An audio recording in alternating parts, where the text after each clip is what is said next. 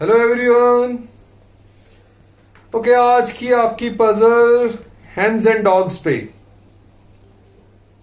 तो कुछ हैंड्स हैं और कुछ डॉग्स हैं। अगर हम उनके हेड काउंट करते हैं तो टोटल 30 आता है। लेग्स काउंट करते हैं तो टोटल 104 आता है। मुझे बताना है नंबर ऑफ डॉग्स कितने हैं। चॉइसेस दे रहा हूं आपको, 8 डॉग्स, 20 डॉग्स और 22 डॉग्स। ओके, आप जो मेथड यूज कर सकते हैं, लीनियर इक्वेशन करते हैं, आप एलिगेशन से करके देखिएगा इसको। Okay, thank you.